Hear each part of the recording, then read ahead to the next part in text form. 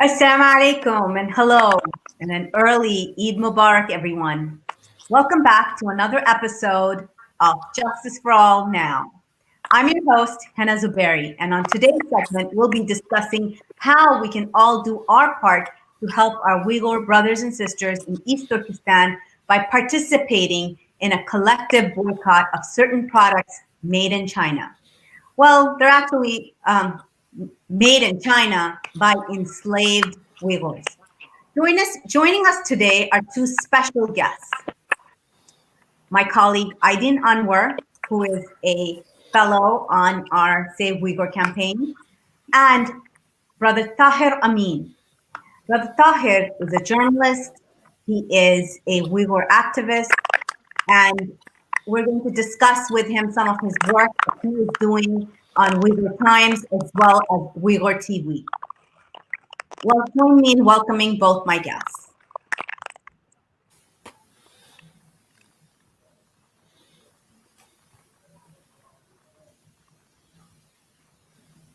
Thank you, Hannah, for having us. Thank you guys for being here.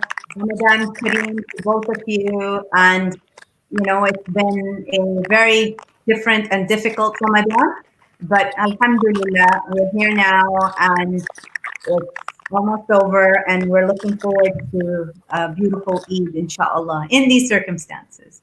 So, you know, this is the time when a lot of people might be doing their Eid shopping. I've seen pictures from overseas where a lot of people are actually at stores and, you know, it doesn't seem like COVID-19 is even around if you look at the pictures of those stores. And others are, you know, placing Amazon orders or ordering stuff online. You know, people still want to have some sort of Eid spirit going into this holiday weekend. But at this time, should we be buying stuff that is made by enslaved people? And this is the question that both you and Tahir will be answering today. And, you know, we started our campaign today and we'll be showing a graphic of that campaign about boycotting consumer goods during this holiday season, especially Muslims should be boycotting these goods.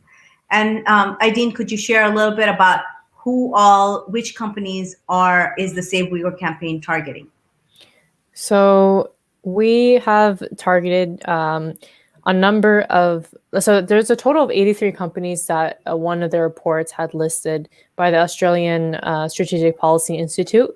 And from these 83 companies, we chose the top 14 consumer-based companies that sell clothing, that sell shoes, things that all of us have probably heard in our lives, and honestly, all of us probably have bought from as well. So some of these companies include Tommy Hilfiger, as you can see through the graphic in front, Gap, Zara, Carter's for baby clothes, Polo Ralph Lauren, Fila, Adidas, Nike, Victoria's Secret, The North Face, H&M, Puma, and Calvin Klein. And I think that's just from me reading that list alone, it's a very indicative itself of how vast this forced labor scheme is, because if you think about how many factories that these companies just comprise of alone, just these 15 alone, then you think of like, okay, how many workers are in these factories and how many of them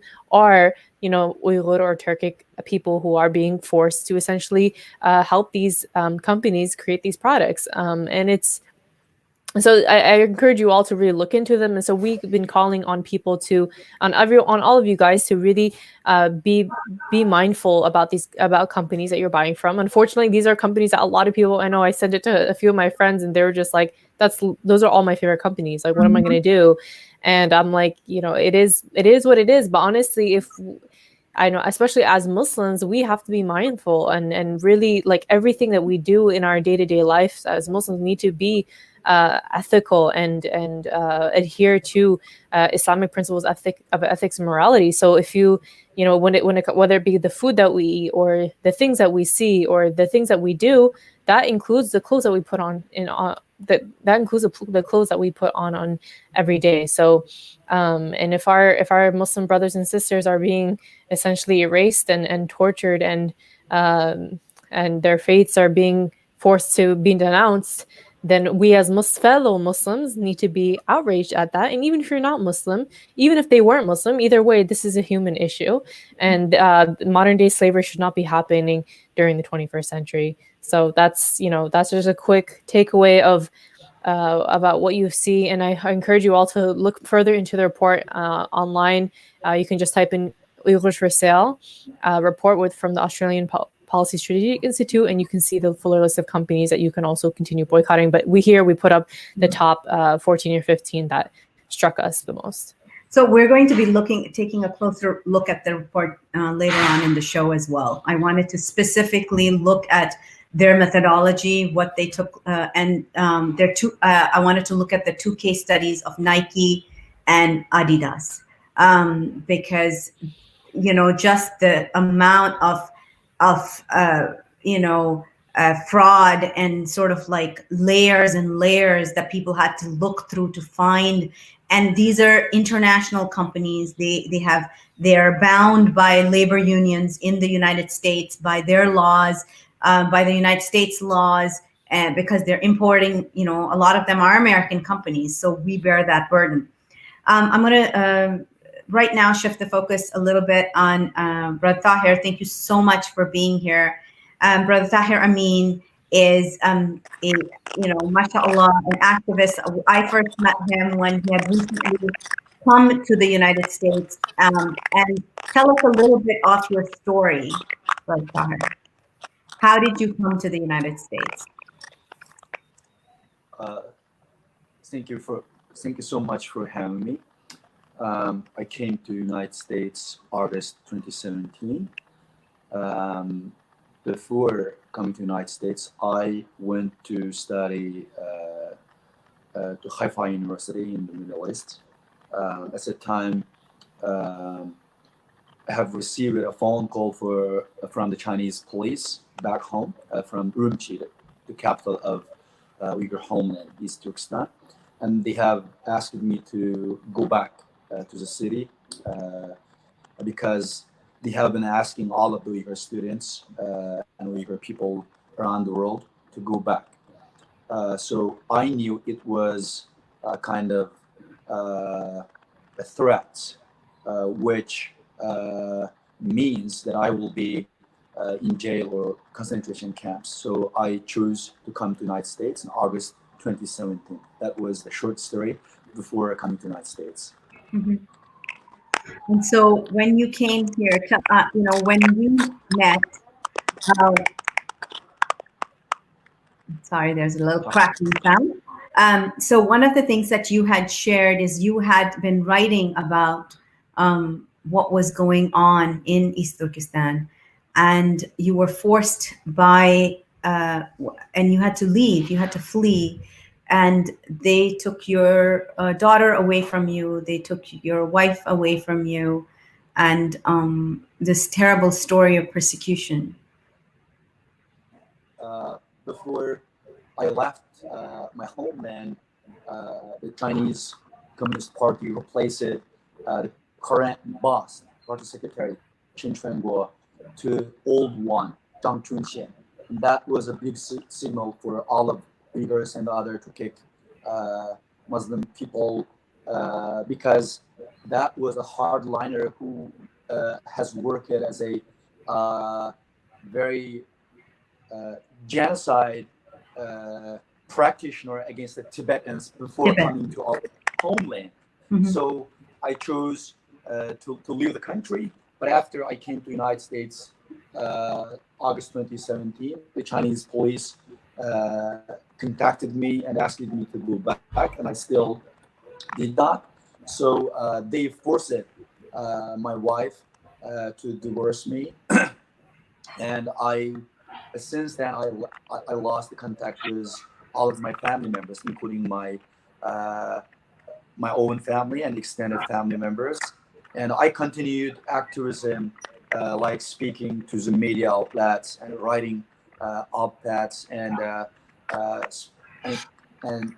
telling my story to as much people as I can. But they have chosen a very radical and inhuman way that not only by cutting the contacts of mine with my family members, but also they put my mother, Tuhan Mehmet, in prison for 15 years, and my brother, Adil Imin, for 10 years. And they have also arrested my other fellow members in my family, like my cousins, my sisters. So as so far, I heard that more than 12 children in my family, all of them are under 15.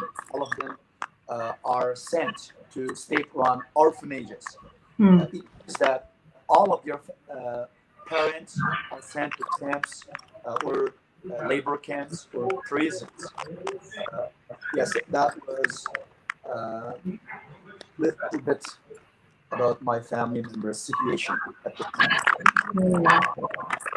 This is something that when we're listening to you, and this is not the first time I've heard this, that the forcing of divorces amongst couples. Several of other Uyghur families that especially those who were students or were PhDs who had come here to do research, they were also essentially told to separate. They were forced to have the families divorce each other just so their husbands and wives could be saved, or at least not be in as terrible a position. So when now you're here, you're doing a lot of, you're reporting, you're tell us more about your work that you're doing here. At this moment, I am working with Uyghur Times and Uyghur News Network, which has more than 10 language channels to disseminate the news and reports about the situation of East Turkestan under the Chinese Communist Party. And we have around more than 100 volunteers around the world. And we write and publish in Turkish, Arabic, in Chinese, Uyghur, English, German, and Japanese. And those people want to spread the real information, true voice of Uyghur people, because we have news about Uyghurs from different major media outlets like New York Times and Wall Street, BBC, but they have a lot of topics to report. Of course, they have more reputation because we focus on our situation, because we need the world know about Uyghur situation with more details. We want the world to hear the true voice of Uyghur people with their own words. So we have been working very hardly. We also getting information from East Turkestan directly, because we have some people in the region. They are still outside of the camps, and they are collecting and they are trying to get this message out of this land. They are using VPN. Of course, we even don't know their names and their locations, but after we getting the information, we compare those information with other media outlets and the Chinese state media reports and other international media outlets reports. And after we find it resonates with the very trustworthy news reports, and we will publish and we provide those information to some government agencies and some media outlets. We have also one group called Focus on Uyghur Genocide. In this group, we share information and messages with more than 80 journalists from around the world. All of them work for very prominent news organizations and they will ask any weaknesses and sources of some of the reports we have provided. So yes, we have been trying to become one of the voices to spread the true voice of Uyghur people. And this is so important because how you narrate will be very different from so it's not looked through from a different lens. So when you heard this news that came out of the Australian study, Uyghurs for Sale, did it surprise you, or was this something that you guys had been hearing through the pipeline, you had been hearing through your own sources? For me, it's not surprising. Maybe it's surprising for a lot of Uyghurs because Mhm. I was one of the people who are sold out when I was imprisoned during 2005 to 2007. At the time, I was arrested and imprisoned for 2 years because I wrote an article titled "The Uyghur Culture in Danger." At the time, the Communist Party sent So me. wait a minute, you just said that you were sold out? Yes, I wrote an article titled "Uyghur Culture in Danger." Okay. It was in 2004. It was in 2004, and then Chinese Communist Party arrested me in 2005, and they have sent me to a labor camp. It is called Shihu Lao Jiaosuo, Shihu labor camp. It was very clear, very open name for the labor camp, and they don't have any legal process. They didn't go through any legal process. They just sent me. At the time, I asked the police department, why can't I use hire a lawyer? He said, this is within the political bureau of the police department, and this is not a court issue. This is not a legal issue. This is only executive issue. So the police have at the time. So police at the time have 3 years the right to send people for 3 years prison.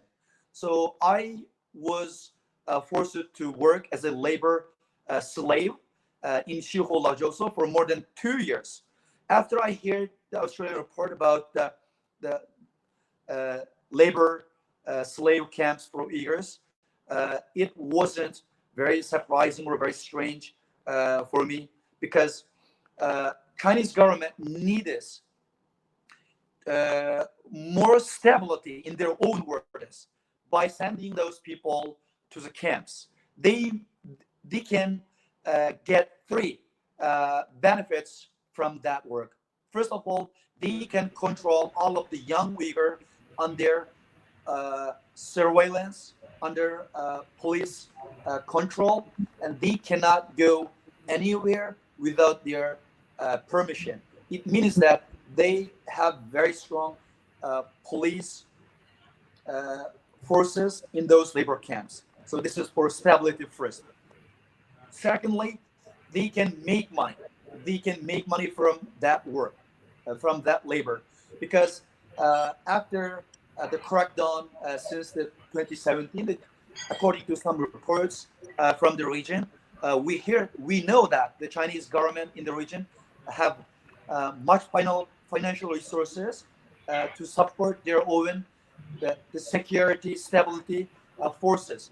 Even a lot of Uyghur police, they cannot get the salaries from the Chinese Communist Party, so they have forced those Uyghur people, and they sold them to Chinese factories for very low salaries.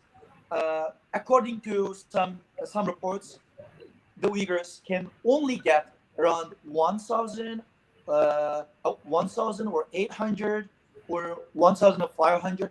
It is very, very low salary for any Uyghurs in the region at this moment. So I believe that Chinese government can some benefit besides from their own salaries. They get much of the salaries and give a very small portion of the salaries to the workers. So when you were in the camp, when you were in the labor camp, what were you need to do?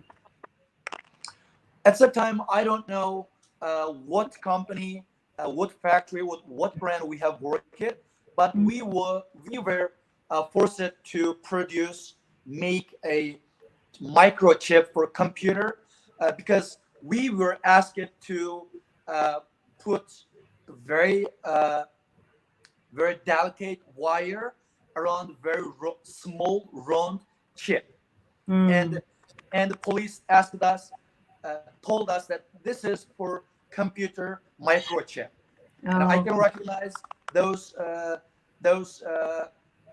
microchips from the Google photos because we did a lot more than 8 months.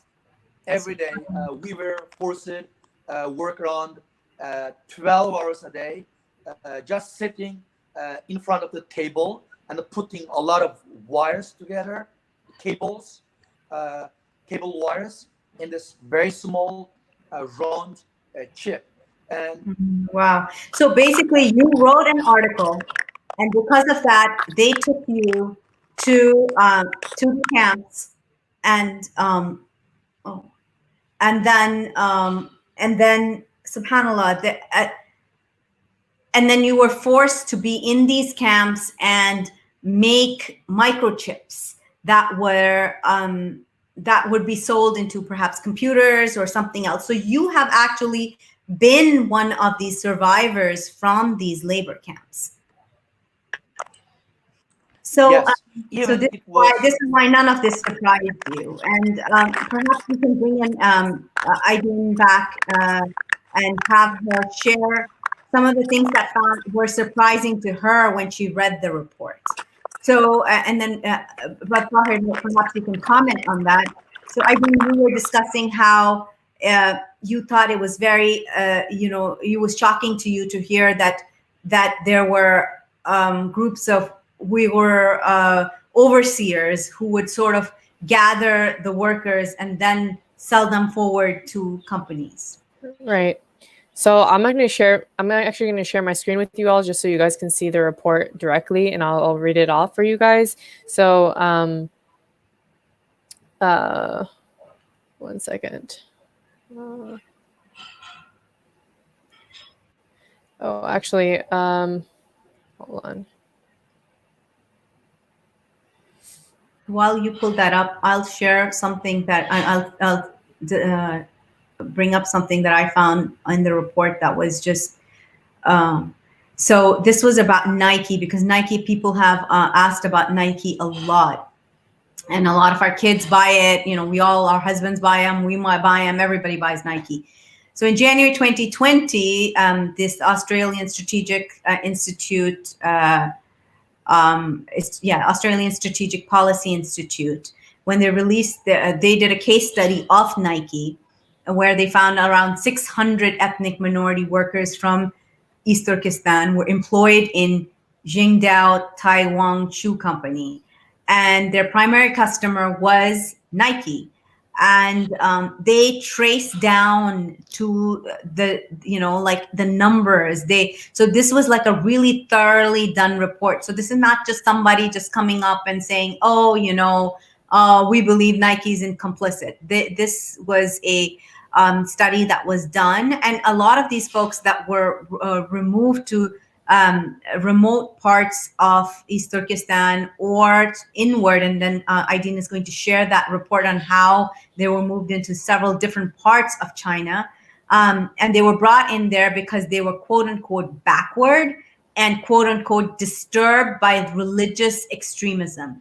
So basically that would mean wearing a hijab, reading the Quran, saying Allah, Alhamdulillah, Allahu Akbar, naming their kid Muhammad. All of this was just being disturbed by religious extremism. Now, at this factory, they found that Uyghur laborers make Nike shoes during the day, and in the evening, they attend a night school where they study Mandarin, sing Chinese national anthem, and receive vocational training and patriotic education. Now, mind you, some of these people are doctors, lawyers, actresses, like they don't need an education, but that's still happening. And this factory is huge. It's sprawling. It's a compound, and it's located in the north of Qingdao. I hope I'm pronouncing that right. You guys correct me if I'm wrong. In another part of China, and it's owned by the Taekwang Group, which is a South Korean chemical and textile conglomerate. So you can see already the weaving, and I hope Aideen could have pulled up the report by now, where you can. Yeah, I have it pulled up. So can you guys see this? Can you guys see this? Yes, we can see. Okay, so basically, this paragraph in the report is talking about something that shocked me, because I actually had not known this prior, but was also not at the same time surprising. A lot of these entities actually get incentivized and paid by provincial governments, specifically, for example, the Xinjiang government, for taking in these forced laborers, particularly. So in this case, it says for every rural surplus laborer transferred to work in another part of Xinjiang for over 9 months, the organizer is awarded 20 yuan, which is around $3. However, for labor transfers outside of Xinjiang, the figure jumps 15-fold to 300 yuan, or $43.25. And then receiving factories across China are also compensated by the Xinjiang government, receiving a 1,000 yuan cash inducement for each worker they contract for a year, and 5,000 yuan for a three-year contract. So essentially, the more you keep these workers, and the more you establish these longer contracts, the more these entities get paid, and through this you have obviously a more systematic. You can see as a more systematic scheme to really just pull as many people in as possible into these factories, and essentially help these businesses boom. And here it also mentions the statutory minimum wage in Urumqi, which was 1,620 yuan a month in 2018. So, you can kind of like have an idea of what this money, may seem like for these people. But essentially, people say like as Tahir, our brother Tahir says, this money isn't enough to. It's essentially no pay. This is essentially modern day slavery, and a lot of times these people are stuck in these factories in the first place. Like even if they were to get paid proper, in a proper amount, they are not going home to their families at the end of the day. They're stuck. They're basically in a form of prison. So, this is not, even if people were getting paid, like what are they going to use that money for if they're not even living in a free society or coming home to their family at the end of the day? So this is just one part that I wanted to share with you all, because I think it shows, and the fact that, this information was even obtained, I think, we're really glad to see that these comprehensive details were shared with us, so we can at least picture what this may all look like in the greater scheme of things, and so for people to take action. Definitely. There's a graph on there where actually a graphic that shows how. So here's a graph showing like arrows pointing to the direction that a lot of these Uyghur and other Turkic people are forced to go. So here, this is essentially East Turkistan, or what China has renamed to as Xinjiang. And here the arrows are showing that it's going towards the east. And there's also another graphic here that is very powerful and very indicative of the complicity of a lot of these companies. So here we have a graph showing how Nike is involved with all of this. So here you can see there are two prefectures, the Hotan prefecture and the Kashgar prefecture, that since 2007 had sent 9,800 Uyghurs. And again, these numbers are very conservative. These are just numbers that were put out that were officially verified, but we estimate that it's much more than that. How these Uyghurs were then sent to the Qingdao Taekwang shoe manufacturing company. And then from this, you have around 7 million shoes that were made annually for Nike. So, you can kind of like estimate through that what this, how much labor these people are putting in. And this is, again, just one company that we're mentioning here. We listed out 83 companies that are all complicit in this. So you can kind of, I guess, estimate and picture what this may all look like on a greater scheme. And this makes me furious. I mean, this is not just, oh, you know, we're this is stuff that we use on a daily basis. Like, how many people put on Nike shoes? This isn't some exotic, like, ivory hunting from, you know, something like that, okay, five people get, or this is cotton, and this is like our clothes and our shoes. This makes us complicit in this entire slave labor. So what, I mean, yes, we hold the Chinese government responsible. We hold these, you know, the local governments responsible. But what we need to hold the companies responsible. Like, what is the role of these companies? What can we do now? Tahir, what do you think? What can we do now to hold these companies responsible? The computer chip company that made you, you know, they might be selling their computers here for $1,000, $2,000, but yet you were used, you know, as an enslaved person and made to work 12 hours a day, making their chips.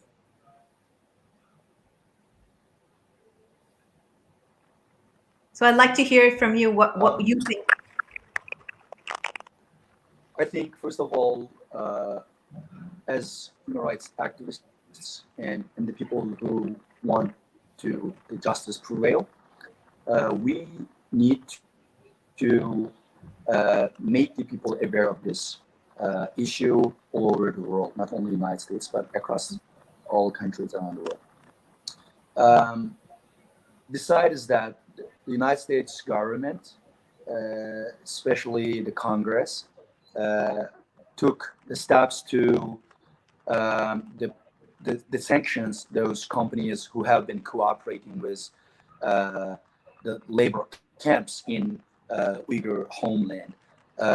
Yesterday, United States Department of Commerce, have issued a statement that they will sanctions on some Chinese officials in so-called Xinjiang Uyghur Autonomous Region. And it is really a big message, big signal for not only the people who work with Chinese Communist Party, but also the people who buy the Chinese products directly from our homeland, East Turkistan. So it's very important for governments to take actions to sanctions and punish those companies directly. This is very important. Secondly, we can also, as a consumers, we don't have to buy those products, but also we can contact the companies who sell those products. We can also protest, as the Say Uyghur organized last summer, as I remember. We can do the same thing. We can ask the Costco, the Walmart, and other big companies, the Amazon, and stop selling the Chinese products.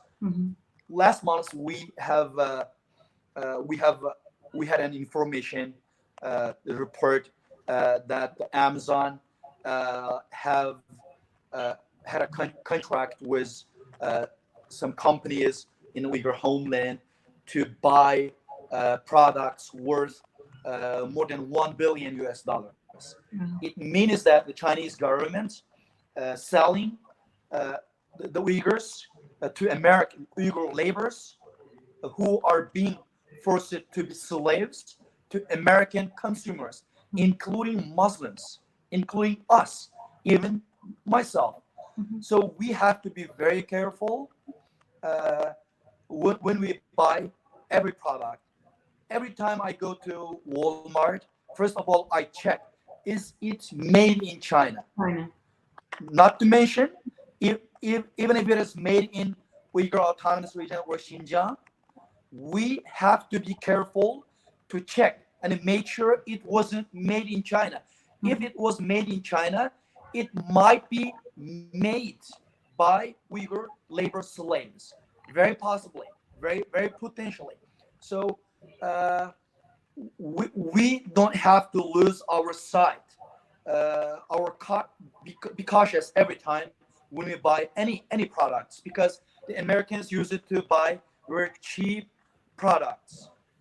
Chinese products are very cheap, of course, but it's kind of a crime if we know that was made by Uyghur labor slaves and we buy it. It means that we are complicit, we are criminals. So first of all, we have to be very careful.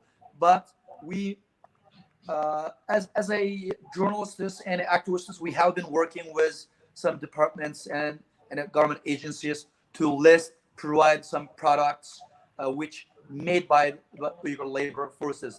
Like last month, we have a video came from the region. One Uyghur guy shared a video. It has the brand name of that company. After confirming, we found out it was a U.S. brand. We have provided this information to State Department. So it means that we have a lot of ways. We have a lot of ways to stop buying and selling the products made by Uyghur slave labor.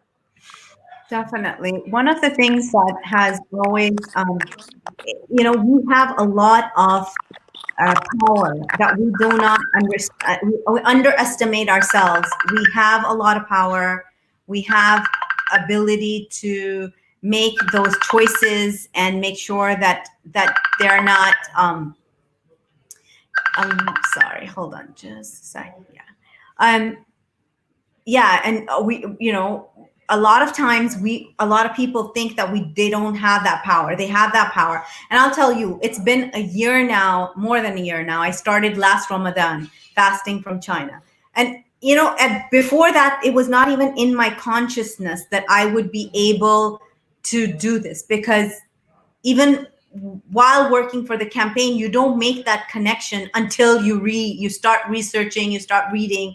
And then you're like, okay, so then you start, and subhanAllah, I have found such amazing products made in other countries that we choose not to buy just because Chinese products are like $1 cheaper or $2 cheaper, right? And it's opened my eyes up to Malaysian furniture, to Turkish towels, to Indonesian rubber, things like that. That if we just let go of that mentality that, like you're saying, we start checking the label, just like we do for made in Israel. Like, I don't know many Muslims who would buy things that are made in Israel, but yet we continue to buy things that are made in China, even though the Chinese are doing atrocities at the same level. So that is something that I would say to my audience, is that you guys all have that strength in you. You have that power of choosing, making that choice. That $2 that you didn't give to a Chinese manufacturer could be counted as, sadaqah from you, that you were choosing to spend, a little bit more money, but buying ethically made items that are not killing your brothers and sisters. Aideen, how has your fasting from China been successful or not? Well, before I get into that, I wanted to thank you for bringing up the point about Israel and how, it never really occurred to me until you said it, that it is true that when people see things that are made in Israel, or if it's any bit, related to the Zionist movement, people are so quick to boycott, which is great, and they should be. But when it comes to China, and even when they know about everything that's happening, they're just like, oh man, everything's made in China. I don't know how I'm going to do that. All these brands are things that I love. I'm like, okay, so where do you draw the line? What does that say about our own desires and the fact that we let our desires get to us, even when it means it's at the cost of Uyghur blood? And so going to your question of how has it been for me, I think it's been, honestly, I think it brings more barakah to your everyday shopping. It's not, I will say it's not easy the first few times that I've done it. It's been a while since I've gone shopping, but when I do buy, we definitely make sure to check the tags. And unfortunately, what I also realized is that a lot of these Chinese made products tend to be of really poor quality anyway. So I think that making the extra investment to purchase things that are not made in China, like you said, it is a form of sadaqah essentially, because you're doing it for the sake of Allah and for not standing for this injustice essentially. And at the end of the day, it's not even oftentimes not even that big of a difference. It's probably a couple dollars, and you're doing it for good reasons. So I think people should be very vigilant about their shopping, be mindful, and maybe perhaps this could be another way to encourage people to like shop less. If it means they have to avoid Chinese made products and they feel like they're shopping less because of it, so be it. Then maybe it's probably good for us as constant consumers and people who are sometimes we're just wasting our money, to be honest. So it's good for us not to be wasting our money in the first place, but also if we are going to spend, then let's spend it in the proper way. And I want to also remind the audience that when we say forced labor, what does this mean? So not only are you being paid nothing or very low very low payment for the work that you're doing. You're there not because you want to be there, but because you're being forced to be there. You've basically been taken from your homes and put into these labor camps, and then you're just sent out to these different factories.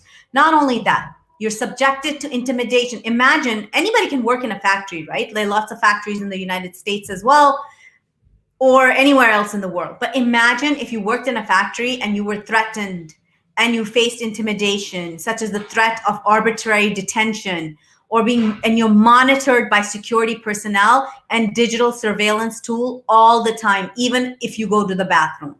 Being placed in positions of dependency, such as threats to family members back in East Turkistan. So imagine you're in one of these factories in China. You don't even know the language. You've been taken from your home and been placed over there because your name was, you named your child Fatima or something. And now you're there and you're being threatened that if you do not comply and don't work those 12 hours and don't work all that time and don't complain about no pay, nothing, we're going to harm your family back home. Now imagine those circumstances is what an enslaved person, an enslaved East Turkistani would go through. You're often living in isolation, probably living in a really compacted dorm or a segregated dormitory. So if it is a husband and wife couple, they might be segregated. And this is all documented by the report that the Australian Strategic Policy Institute, the abusive working conditions such as political indoctrination, police guards, military-style management, and a ban on all religious practices. So you could not pray, you could not do basically anything that you would be, and then excessive hours. And then having to be forced to learn Mandarin and, being forced to accept communism and Xi Jinping as your God, and all sorts of, all of that is happening while you're working as well. And Brother Tahir, I just read off this list that the report states. Did you have to go through any of these conditions?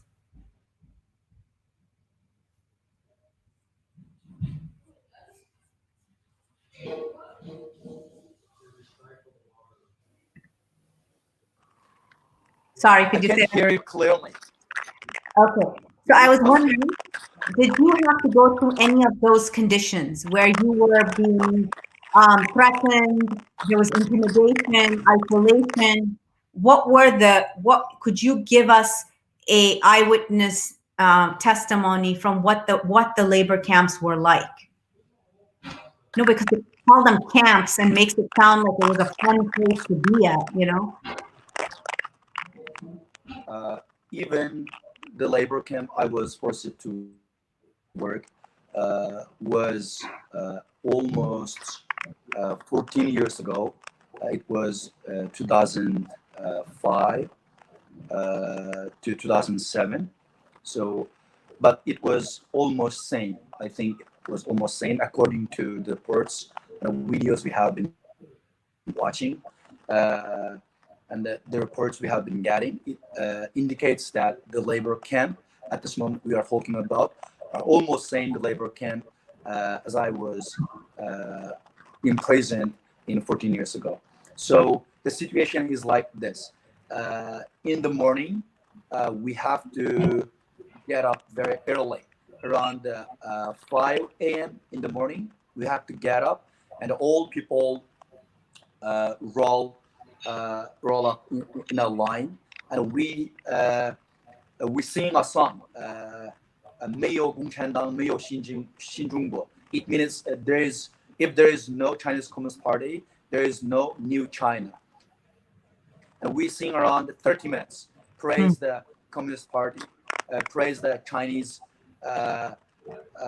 government. And after 30 minutes of song, we stand in line in front of the prison restaurant. They give us steam bomb, a very little, like non-like bread like a steam bomb, and after eating it, standingly, without sitting at the table, we have to go to take our labor instruments, like different instruments. So one of my first work at the labor camp was to go to deep channels, very deep channels. At the time, the November 2006, around 80 people, including me, we were sold out to pinpoint the construction branch of the Chinese military in Shiho, northern part of East Turkistan. And we, in the winter and the November and the December, we work it at outside, and the police and the military are surrounding us, and every 10 people are managed by one police and one military. They have weapons, and we are working at the channels, and without stopping, around 3 hours, 4 hours. After we were very late, they just give us 10 minutes to sit and take a rest and start again. And we have watched it. Some people have died in front of us because of the physical weakness, and some of them have strong disease, a very critical disease. But the police don't give them any treatment. They don't take prisoners to the hospital, and those people are left without any treatment. So after working around 10 hours, sometimes 12 hours, we were took to the bus and take to the prison, a labor camp. And we start wash our hands and eat the dinner. It was also, we call it soup. We call it soup without meat, without much oil, just a very little vegetables. We watched the restaurant workers took those vegetables the place we work. Sometimes we were asked to stay top of that vegetables. So we have witnessed that we eat the vegetables. We have stepped on that, very not clean. Yeah, we have witnessed that. And no meat, no oil, just water and vegetables and steam bomb. They give it just to keep us alive, not to be very healthy, not to be die, just keep alive. And we eat it, and we go to classroom. And in the classroom, they start raising flag, and flag ceremony, and we stand and we sing songs, and then the police teacher show up, and they teach us how the Chinese Communist Party ruled the people of the China, how Chinese Communist Party is so strong, how successful, how brilliant, how the world are compromising with Chinese party rules and practices. And that ends our day. But after going back to our bedroom, there are the police in front of our bedroom in corridor. So there's a camera. They record our voice, every movement, every actions. So the people cannot talk about their private life. They cannot talk about the lives they have experienced outside of the camps.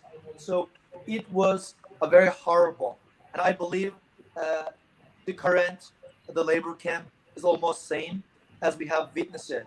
They are work under the police surveillance and the management of the military, and but the little bit difference is they can get salary because they are not registered as criminals as we have been.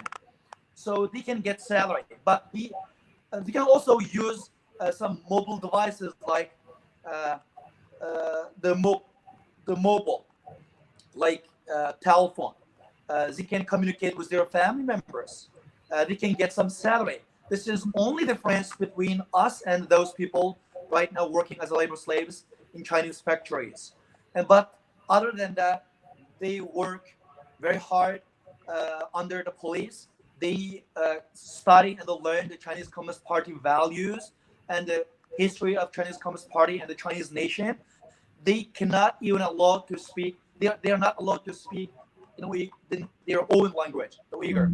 They cannot practice their own religion, and they cannot go out of the factory or camps because fear of their escaping from the prison or labor camp. So they are the very same as the prisoners. So Very same as the prisoners. And I saw recently, I saw on Twitter that there was a lot of there were a lot of young people who were being taken, and you might have seen this TikTok that was going around, that there were these young Uyghurs who were being shipped out, and they were all, so one of them had taken a video of them, all of them standing in front of the train station where they were all being shipped out now into China, and it was they were all like surrounded by military and police, and they didn't have any sort of like ability to stop, or like it seemed like they didn't have any choice. They were just being shipped off. And to think that young people like yourself and my children, like if I showed my children this list, that would be half their Eid list, right? That's where they shop. They shop at Zara, they shop at Gap or Fila and North Face. So where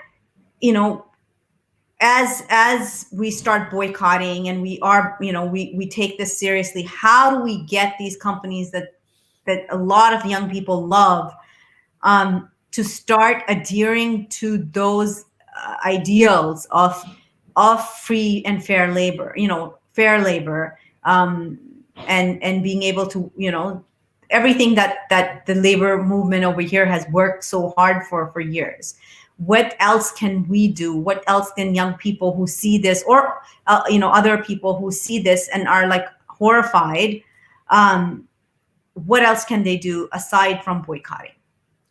I think Brother Tahir mentioned this earlier, but I think writing to these companies and actually trying to communicate with them and really bringing this up as a concern. There have been many companies that actually claim they respond oftentimes when these claims are made that they actually had no idea that they were being sourced from places of these conditions, which is irresponsible on their part, and they should be doing proper research and knowing exactly where their products are coming from and who's helping create these products. But nevertheless, they could also just be trying to cover it up and trying to pretend like it was unknown to them. Whatever the case is, I think we have a responsibility to you write to these companies. Oftentimes you can honestly just go online and just type in contact info of, let's say, Tommy Hilfiger, and there'll be a place for you to submit any necessary comments, and you can just do that from your own home right now on your laptop easily. I know the Save Uyghur campaign will be having a toolbox for you guys to use, so that you guys can, it'll be like an automated toolbox, so you can just click on the button and it automatically sends a message to these companies.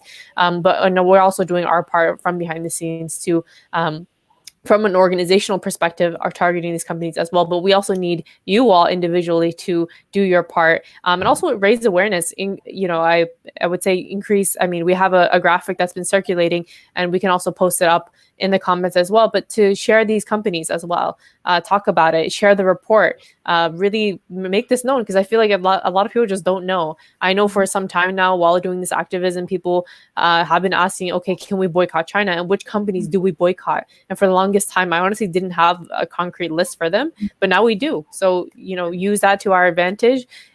Be very mindful when we're shopping once again, and really just make this into a campaign that hopefully, inshallah, actually works and people take seriously, and that we're not going back into our desires and being like, oh man, I really miss this one thing that I would, I don't know. I think there are people who are like constant Nike shoppers, for example, like they only buy their shoes from Nike. Like it might be hard for them to, break off that habit, but if people are, willing to take action, or if they don't want to break off that habit, then let them be proactive in addressing Nike with that issue, and making sure that they're not just complicit and silent, and just, continue.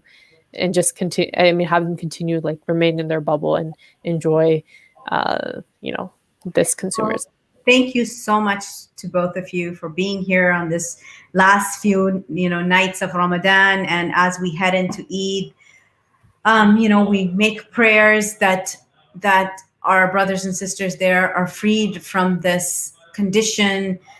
We know God is most powerful and can do things that we cannot even imagine. So I urge everybody to make the biggest, grandest du'as, biggest, grandest prayers that they can in these last few days, hours of Ramadan, and go into Eid with knowing that you do not have, enslaved labor made clothes or shoes. You're not bringing them into the home.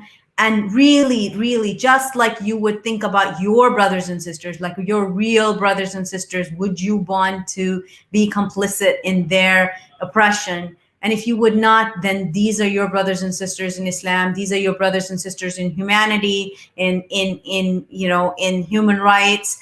And we need to cut that, chain that we have, of these companies, and really hold them to task. So either stop buying it or do your part in making them change their labor practices so they are not using enslaved labor of the Uyghur people. Thank you so much for joining us.